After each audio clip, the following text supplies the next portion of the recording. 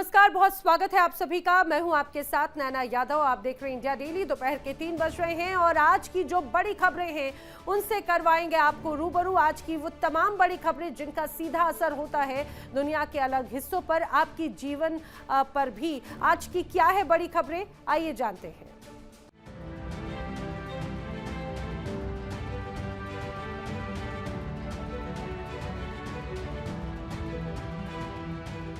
आज की 3 बजे की जो बड़ी खबरें हैं, दरअसल वो है अंतर्राष्ट्रीय स्तर पर जो विदेश से बड़ी तस्वीर आई जिसका असर पूरी दुनिया पर है। आज हम बात करेंगे ईरान के मिनाब के दाव की। ईरान ने वार्ता के पहले ही बेहद भावुक तस्वीर शेयर कर दी। पाकिस्तान की मध्यस्थता पर सवाल उठने लगे। सवाल ये, क्या ये कूटनीति का खेल सच में युद्ध की आग बुझाएगा या फिर ये सिर्फ एक डिले बटन है जहां घड़ी टिक टिक कर रही है और धमाका बाकी है। इस्लामाबाद में मेज पर रखी जो बातचीत की तस्वीर, ये क्या नया इतिहास लिख पाएगी या फिर बनेगी आने वाले महायुद्ध की प्रस्तावना। तो ये बड़ी तस्वीरें ज़रूर नज़र आती हैं और ये तमाम तस्वीरें पड़ोसी मुल्क पाकिस्तान से सामने आ रही है। इस्लामाबाद में जहां पर मिडिल ईस्ट के इस तनाव को लेकर मध्यस्थता की जा रही है, इस्लामाबाद चुना गया जहां पर अब अमेरिका और ईरान एक मंच पर, एक मेज पर आ रहे हैं।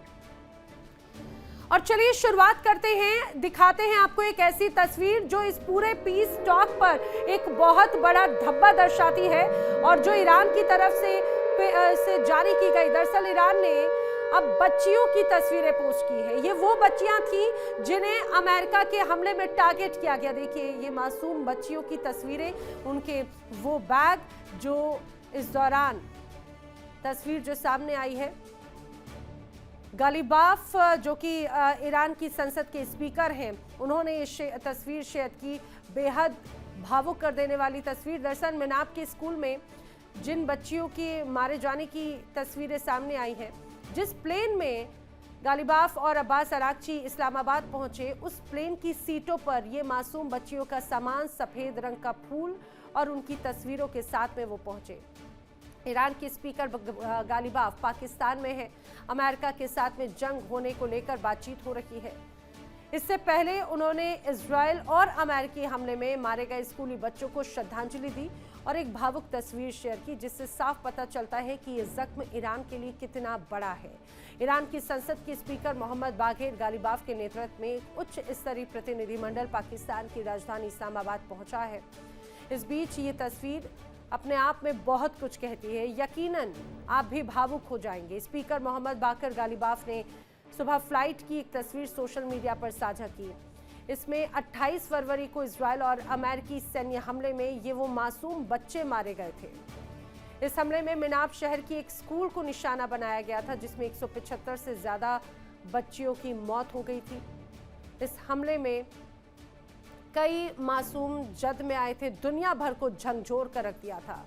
अब देखिए, एक तरफ ये अमेरिका और इजरायल का जो संयुक्त ऑपरेशन था, पहले ही दिन स्कूल को टारगेट किया गया और वहां पर हमले किए गए। कई मासूम बच्चे जो अपने भविष्य को संवारने का सपना देख रहे थे, कई वो तमाम परिजन जो अपने बच्चों को सुरक्षित महसूस कर रहे थे, उनके भविष्य की तस्वीरों को लेकर वो बहुत आश्वस्त थे, उन तमाम सपनों को चकनाचूर कर दिया अमेरिका और इजरायल के इन हमलों ने। और जैसे ही हमले का आगाज हुआ, पहले दिन ही ये हमला, तो उसके बाद में बड़े सवाल खड़े होने लगे। हालांकि उसके बाद में भी कोई रुका नहीं, किसी के माथे पर शिकन नहीं था। अब जब बातचीत की मेज पर दो देश, जिसमें पाकिस्तान की मध्यस्थता के बाद में ईरान और अमेरिका आ रखे हैं, वहां पर यही तस्वीर पेश की जाती रही है। और ये देखिए, ये बहुत बड़ा संदेश है। गालिबाफ जो कि ईरान के स्पीकर हैं, जब वो गए तो वो भी भावुक नजर आए। इन बच्चों के जो बैग हैं वो पूरी तरह से जले और उस पर अभी भी इस हमले की तस्वीरें साफ नजर आ रही हैं।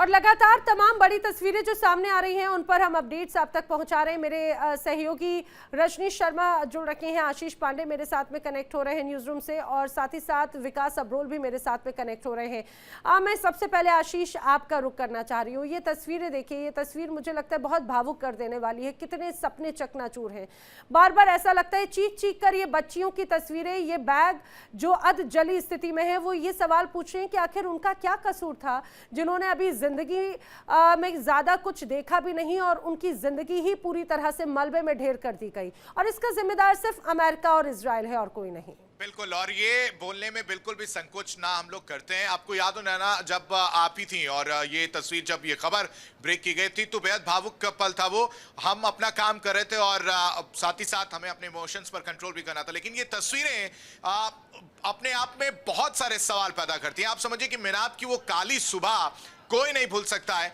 जब अमेरिका और इसराइल की तरफ से हमला किया जाता और उस हमले में 160 से ज्यादा जो छात्र हैं, जो टीचर हैं, उनकी मौत हो जाती है। और उसके बाद से लगातार एक के बाद एक हमले होते हैं, तमाम बातें जो है निकल कर सामने आती हैं, स्ट्रेट ऑफ हॉर्मुज को लेकर कहानी होती है। लेकिन इन सब के बीच जो सबसे भावुक कर देने वाला पल था वो ये तस्वीर थी, जब शांति वार्ता से पहले फ्लाइट में जो गालिबाफ हैं वो इस तस्वीर को सीट पर रखते हैं। अब आप देखिए कि जस की तस वैसे ही बैग रखे गए, और इसको और गौर से अगर देखेंगे ना तो वो शूज भी रखे हुए हैं, साथ ही साथ वो जो गुलाब है वो रखा हुआ है, और वो शूज पर भी खून के धब्बे, मिट्टी जो है वो सनी हुई है। बैग पर जो धब्बे हैं वो खून के धब्बे जो है वो देखने को मिल रहे हैं। ये मासूम चेहरे कहीं ना कहीं अगर इस तस्वीर को और गौर से देखेंगे आशीष, ये धब्बे सिर्फ खून के या फिर ये धब्बे सिर्फ उन हमलों के नहीं, बल्कि ये धब्बे इंसानियत पर भी हैं।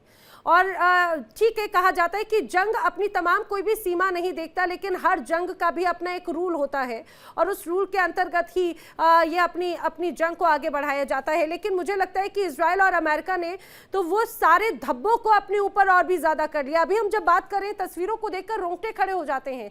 तो क्या इन हमला करने वालों का दिल नहीं पसीजा इन मासूम बच्चियों की हत्या करते हुए? बिल्कुल, जो आपने पहली लाइन कही कि जंग जो है वो ये चीजें नहीं देखता है, और इसको थोड़ा और अगर करेक्ट करते हैं तो हम ये भी कह सकते हैं कि अमेरिका हो या इजराइल हो, वो इन सब चीजों को नहीं देखता। इस तरह से हमले जो है वो लगातार करते हुए नजर आ रहे हैं। इन मासूमों की क्या गलती थी? ये जो मासूम चेहरे हैं वो कहीं ना कहीं सवाल पूछ रहे हैं। ये मासूमियत जो है बच्चों की, वो सवाल पूछे कि हमारी क्या गलती थी? अगर आपको अपना ईगो सेटिस्फाई करना था, अगर आपको लड़ाई करनी थी, तो हम पर हमला क्यों किया गया? वो भी ये कहकर कि IRGC का जो है उस बिल्डिंग में इस्तेमाल होता है, वो IRGC यूज करती हुई नजर आती है।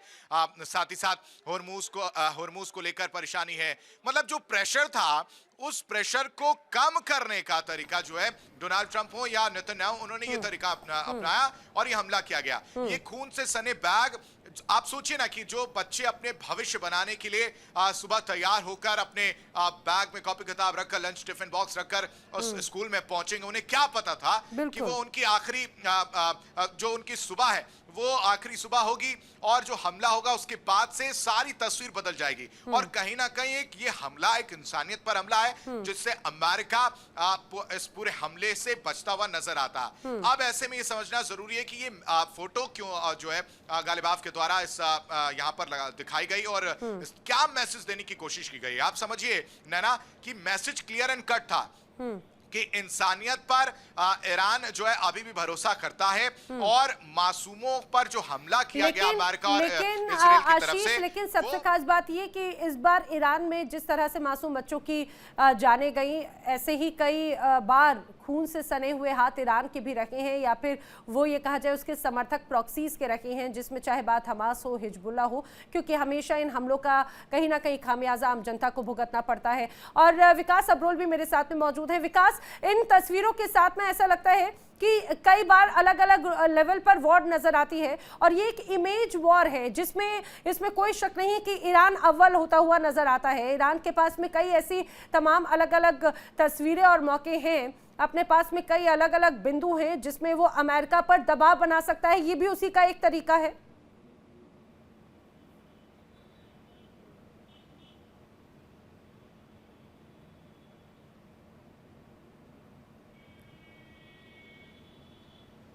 विकास जी बिल्कुल, देखिए जैसे शांति वार्ता शुरू हुई और शांति वार्ता शुरू होते ही जब पूरे मीडिया का, पूरी दुनिया का ध्यान जो है ईरान यूएस पे चला गया, तो ऐसे में इस फोटोज का आना साफ साफ दिखा रहा था कि ईरान का सीधा संदेश था कि अमेरिका ने ये गलत किया है, अमेरिका ने मासूमों की जान ली है सिर्फ इसीलिए कि ईरान के से इजराइल का साथ दिया जाए, और इसीलिए सारी हरकत की गई, इसलिए सारी ये पूरी गेम खेली गई है। ऐसे में देखिए ये सारी अगर देखें पूरा वेस्ट एशिया जो है इजराइल कहीं ना कहीं अपना दबदबा बनाना चाहता है, और ऐसे में कहीं ना कहीं अमेरिका इसमें फंस गया था और ट्रंप को निकलने का कोई रास्ता नहीं मिल रहा था। ऐसे में कहीं ना कहीं उसने पाकिस्तान को एक पपेट बना के सामने लाया।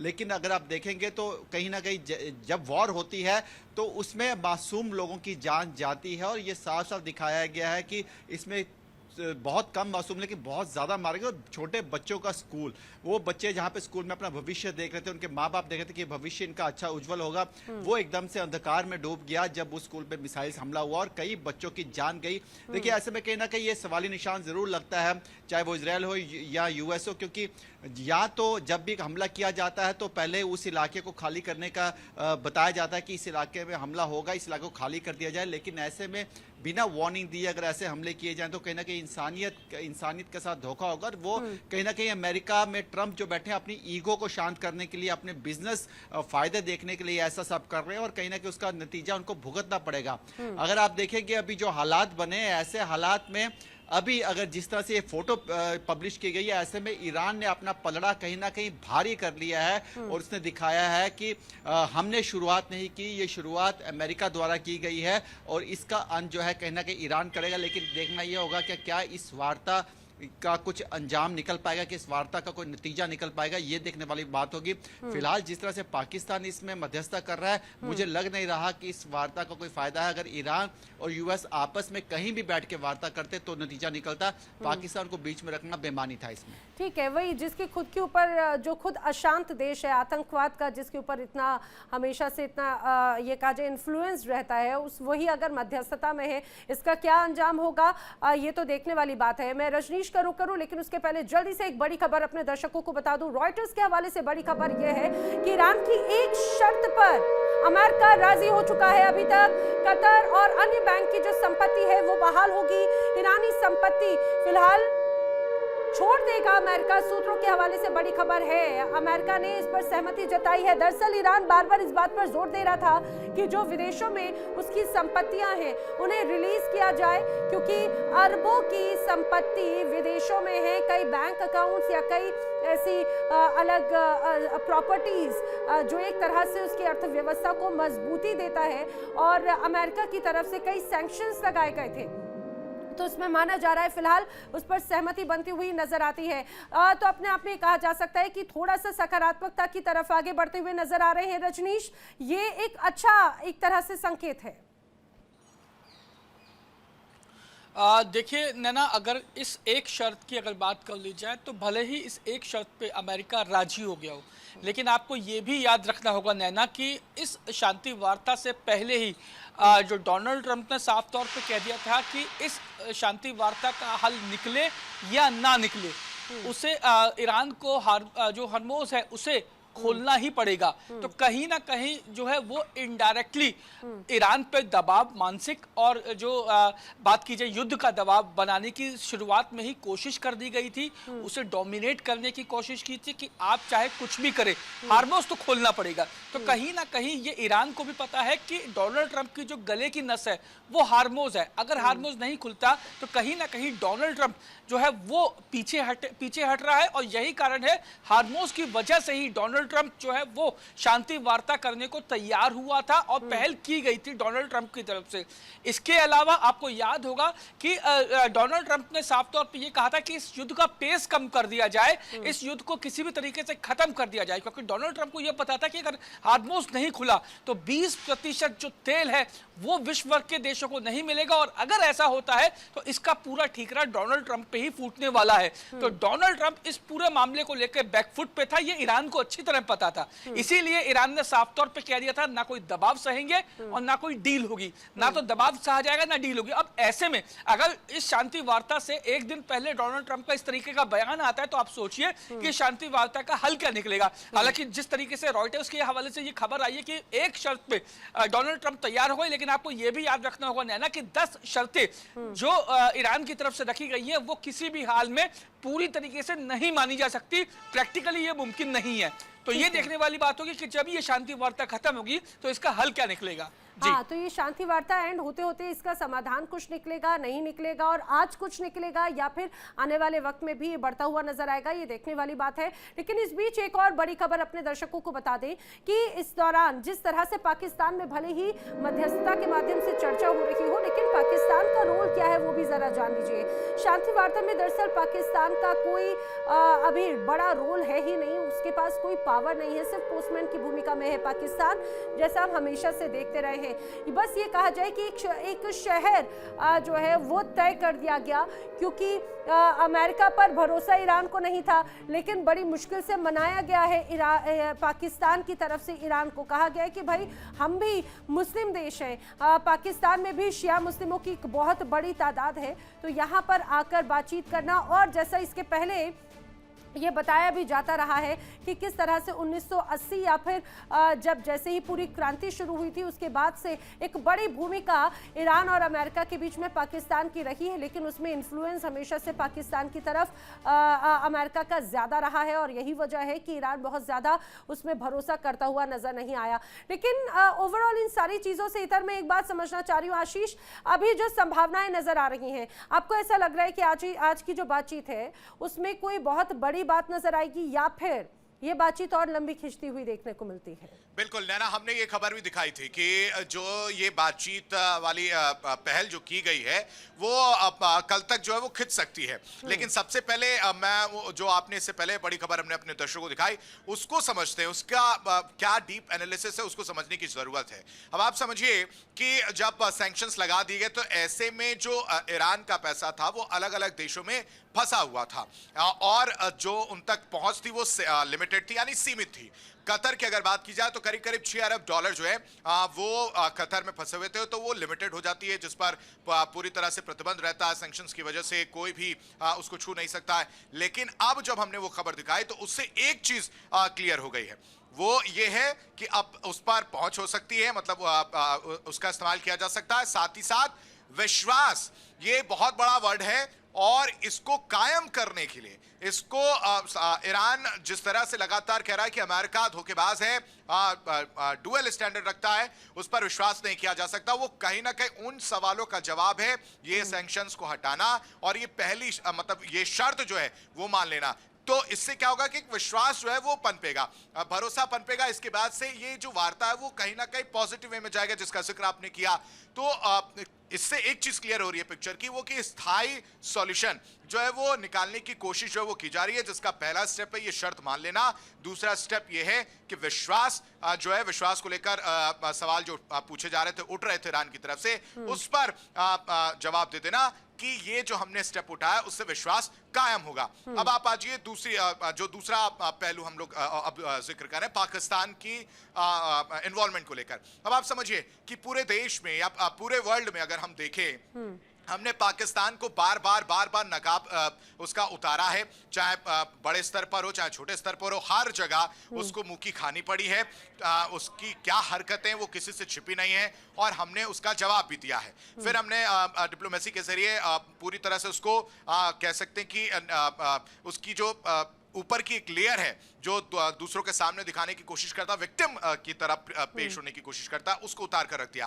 उन सभी छवि को, अपनी आतंकिस्तान वाली छवि को, आतंक को पालने वाली छवि को, आतंकियों को दूध पिलाने वाली छवि को साफ करने की कोशिश के मद्देनजर ये मध्यस्थता जो है वो पाकिस्तान की तरफ से चुनी गई है, ताकि वर्ल्ड लेवल पर एक मैसेज आए कि हम तो ऐसे करते नहीं, हम बहुत सही हैं, हम पीस पसंद करते हैं, और इस वजह से ये जो है मध्यस्थता की जा रही है। लेकिन पाकिस्तान को ही चुनना यूएस के लिए एक देखा जाए तो वो शायद सऊदी के साथ एक इनका साइन है जिसमें ये रहता है कि अगर सऊदी पर हमला होता है तो पाकिस्तान को जो है और ये जवाब देना पड़ेगा, और जो वो है उसकी वजह से डिफेंस पैक्ट कई बार ये भले पाकिस्तान के लिए सपोर्ट वाला हो लेकिन पाकिस्तान के लिए मुसीबत का सबब भी बन जाता है, क्योंकि यही एक वजह है कि ईरान इस वजह से भी बहुत ज्यादा भरोसा पाकिस्तान पर नहीं करता। बने रहिए हमारे साथ में तीनों। लेकिन इस बीच एक और बड़ी खबर अपने दर्शकों को बता दूं कि जिस रूप में वार्ता चल रही है, वार्ता के बीच अमेरिका ईरान के बारूदी बयान भी लगातार सामने आ रखे हैं। यह अमेरिका ईरान के बीच में अभी भी अदावत नजर आती है, सिर्फ बातचीत के लिए ही ईरान जिंदा है, यह अमेरिका की तरफ से कहा गया। ईरान के पास अब कोई दांव बचा ही नहीं है अमेरिका पर। जिस तरह से अभी परिस्थितियां हैं, ईरान कह रहा है कि भाई हम भरोसा नहीं कर सकते, वो कह रहा है कि भरोसा ये लायक नहीं है अमेरिका, ईरान के पास में अब कोई ऑप्शन नहीं है, अमेरिका कहता है। तो ईरान कह रहा है कि अभी भरोसे लायक अमेरिका बचा ही नहीं है। आप ये समझिए, एक तरफ कूटनीति की बातचीत होती है तो दूसरी तरफ अभी भी अविश्वास सबसे ज्यादा नजर आ रहा है। बारूद की गंध अभी भी हवा में है। अमेरिका लगातार डोमिनेट करने की कोशिश कर रहा है, ईरान को कह रहा है ईरान को झुकना होगा। ईरान का जवाब बिल्कुल क्लियर कट साफ है, अमेरिका पर हम भरोसा नहीं करते। युद्ध विराम लागू है लेकिन भरोसा टूटने की कगार पर है। जमीन पर हमले थमे हुए लेकिन बयानबाजी की आग तो लगातार भड़क रही है। सबसे बड़ा सवाल यही कि क्या ये शांति वार्ता सिर्फ दिखावा है या फिर कुछ और भी। विकास, देखिए एक तरफ ऐसा लगता है बहुत बड़ी बेईमानी है ये शांति वार्ता जिस रूप में चल रही है, लेकिन अभी भी बहुत अविश्वास है दोनों ही पक्षों की तरफ से, अमेरिका भी और ईरान भी। ईरान तो बिल्कुल भरोसा नहीं करता, जब जब बातचीत की बात हुई तब तब बड़े हमले हुए हैं। जी बिल्कुल, देखिए जिस तरह से पिछले काफ़ी समय से हम देख रहे हैं कि शांति वार्ता तो चल रही है, पिछली बात चल रही है 2-3 दिन से, लेकिन इजराइल ने लेबनान पे हमले बंद नहीं किए और इसी को लेके ईरान कहीं ना कहीं लगातार क्वेश्चन उठा रहा था। और बाकी रही बात पाकिस्तान की, तो पाकिस्तान एक यस मैन की भूमिका में है अमेरिका की तरफ से। जिस तरह से नौकर और मालिक का रिश्ता होता है वैसे इन दोनों का रिश्ता है, तो जैसे जैसे मालिक कहेगा नौकर वैसे वैसे करेगा। इसलिए ईरान भी जानता है कि मैं बात तो ज़रूर कर रहा हूं पाकिस्तान जाकर शांति की, लेकिन पाकिस्तान भी वही बोलेगा जो अमेरिका उसे बुलवाना चाहता है। और ऐसे में वो भरोसा ना ही पाकिस्तान पे कर पाएगा और ना ही अमेरिका पे कर पाएगा। देखिए हालांकि देखा जाए तो इजराइल ने जरूर लेबनान से शांति वार्ता का दिन मंगलवार जरूर रखा है। 2 मेन पॉइंटर थे ईरान के। एक पहला कि लेबनान में हमले बंद किए जाएं, जिसको लेके कहीं ना कहीं अमेरिका ने प्रेशर बनाया होगा इजराइल पर। इजराइल ने कहा है कि मंगलवार को हम लेबनान से बात करते हैं।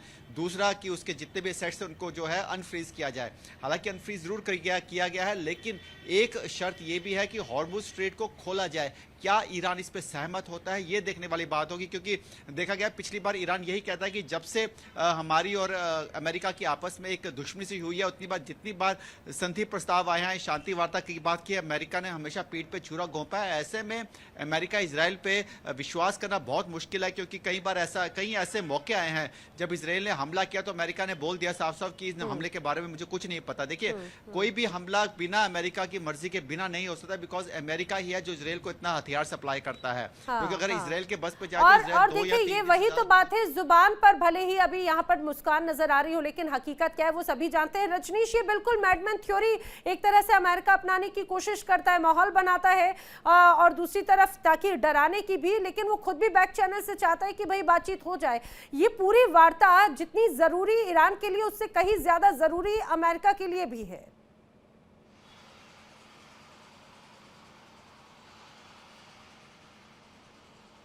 रजनीश जी नैना, आपका सवाल मुझसे है? जी बिल्कुल। जी नैना, आप बिल्कुल ठीक कह रही हैं। अगर जहां तक ईरान की जो मेंटालिटी है इजराइल या अमेरिका को लेकर, वो कहीं ना कहीं ठीक भी है। आपको याद होगा कि अमेरिका ने जब जो कहा है, इजराइल ने उस बात को तोड़ा है।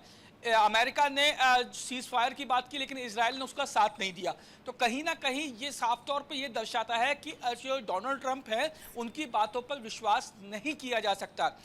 ईरान को यह भी लगता है कि जो डोनाल्ड ट्रंप, ये जो पीस जो वार्ता हो रही है इस समय पाकिस्तान के अंदर, कहीं ये ऐसा तो नहीं कि डोनाल्ड ट्रंप जो इस पीस वार्ता के जरिए समय को जो है वो इस्तेमाल कर रहे हैं ये दिखाकर कि हम पीस वार्ता करें, लेकिन वो ग्राउंड लड़ाई की तैयारियां कर रहे हैं ताकि ग्राउंड लेवल पे मजबूती से ईरान का सामना किया जा सके। आपको याद होगा कि कुछ समय पहले अमेरिका ने 3500 अपने जो सैनिकों को मिडिल ईस्ट भेजा भेजा था और साफ तौर पे जो है ये कहा था कि ये जो 3500 जो उसके सैनिक हैं ये मिडिल ईस्ट में ग्राउंड लेवल पे ईरान को जो है वो टक्कर देंगे और इसके लिए 3500 सैनिकों को अत्याधुनिक हथियार भी दिए थे। तो कहीं यह शांति वार्ता का जो समय है ये कहीं उस लड़ाई का आगाज करने के लिए टाइम पीरियड तो नहीं लिया जा रहा, ये भी ईरान सोच के चल रहा है। इसके अलावा जिस तरीके से इजराइल अमेरिका को नजरअंदाज करके लगातार हमले हो रहे हैं, चाहे वो लेबनान की बात कर ली जाए या दूसरे शहरों की बात कर ली जाए,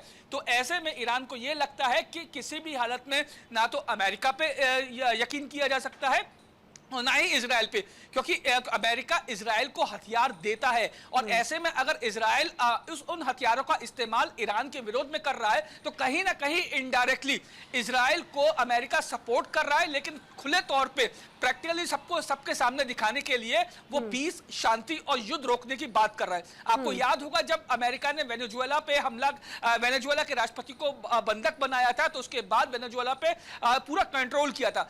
इसी मानसिकता के साथ डोनाल्ड ट्रंप ने ईरान पर हमला करवाया था, इजराइल के साथ मिलकर किया था। उसे लगता था कि ईरान को कुछ ही दिनों में वेनेजुएला की तरह वो हथियार लेंगे, वहां पे भी अपनी अपना प्रभुत्व या अपनी ताकत या अपना वर्चस्व वहां पे रहेगा। लेकिन ईरान ने जिस तरीके से मुंहतोड़ जवाब दिया, ये अमेरिका को पता नहीं था कि इस तरीके का जवाब वेनेजुएला से कहीं ज्यादा ईरान की तरफ से आएगा। तो ये मुझे लगता है, और ईरान, मुझे लगता है कि ईरान भी ये समझता होगा कि जिस तरीके से 3500 सैनिकों को जो ग्राउंड फाइट के लिए भेजा था अमेरिका ने, कहीं उनको पूरी तरीके से उनका जमीनी तौर पे उनको पुख्ता करने के लिए ये समय नष्ट तो नहीं किया जा रहा है। क्योंकि ईरान जब हमला करता है तो क्या ये सिर्फ ये जो पॉज है ये टाइम बाय करने का ही एक तरीका है क्या? क्योंकि ये एक फितरत है हमेशा से अमेरिका की और इस फितरत से वाकिफ है बखूबी, खासतौर से ईरान। यही वजह है वो बार बार कहता है कि हमें भरोसा नहीं है। हालांकि सबसे खास बात ये कि इस बार ईरान के पास में खोने के लिए जितना है उससे कई गुना ज्यादा अमेरिका के पास में है, क्योंकि बहुत डेंट पड़ चुका है उसकी अर्थव्यवस्था को, उसकी इमेज को, डोनाल्ड ट्रंप की इमेज को, क्योंकि वो पीस प्राइज पाना चाहते थे लेकिन अब वो युद्ध के पुरोधा बन चुके हैं जिस रूप में अभी उनकी छवि नजर आती है। वेल, ये बातचीत किस दिशा की तरफ जाएगी देखने वाली बात है। आप तीनों मेरे साथ में जुड़े, तमाम जानकारियों के लिए आपका बहुत शुक्रिया। तो इस बड़ी खबर पे, युद्ध से जुड़ी हुई हर बड़ी खबर लगातार आप सबसे पहले पाएंगे इंडिया डेली पर। वक्त एक छोटे से ब्रेक का, लेकिन इंडिया डेली अब आपकी स्मार्ट टीवी पर भी मौजूद है। देखिए इंडिया डेली 24/7 अब आपकी स्मार्ट टीवी पर। इंडिया डेली मौजूद है सभी डिजिटल प्लेटफॉर्म पर लाइव और लगातार। इंडिया डेली 24/7 हर दिन राष्ट्र को समर्पित।